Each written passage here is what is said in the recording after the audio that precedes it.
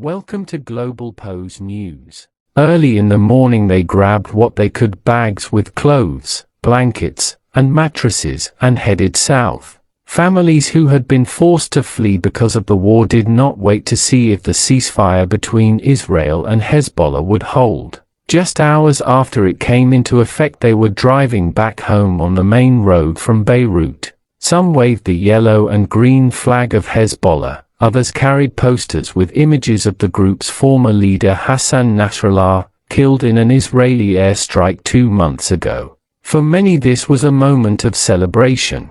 "What happened is very good. This is a victory for the resistance," said Abu Ali, referring to the ceasefire that had been brokered by the US and France. "May God have mercy on our martyrs. The resistance is a source of honor and pride for us. Without its existence, there would be no homeland, no South, nothing." His plan was to return to the village Hala, right next to the border. But Israeli troops were still there, he said. "We don't know whether our house is still standing or has been destroyed," Ali said. "But we'll go there." The 60-day ceasefire will see the gradual withdrawal of the Israeli military, and of Hezbollah fighters and weapons, from Lebanon south. The Lebanese army said it was already strengthening its presence there, as part of the deployment of an additional 5,000 soldiers under the deal. Both Israel and Hezbollah have said they are ready to respond to any violations. The ceasefire is the main hope to bring an end to over a year of conflict, that intensified in September with widespread Israeli airstrikes, assassinations of top Hezbollah officials, and a ground invasion.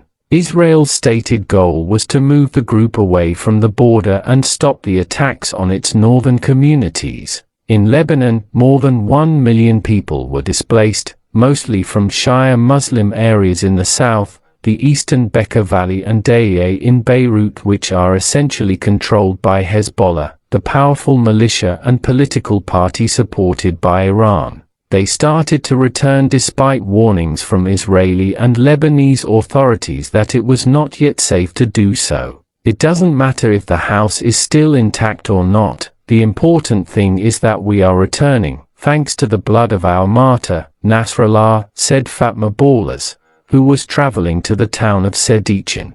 Hezbollah-allied media also said this was a sign the group had been victorious in the war. Near Sidon, the first big city on the coast south of Beirut, cars drove on the opposite carriageway, as a traffic jam formed just outside a military checkpoint. Soldiers handed out leaflets telling people to not touch unexploded ordnance. "Don't get close, don't touch it, report it immediately." As night fell on Wednesday, the truce appeared to be holding, with UN Chief Antonio Guterres describing it as the first ray of hope for peace amid the darkness of the past months. "The war has devastated this country, and recovery will be long and difficult. And what will happen with Hezbollah is not clear.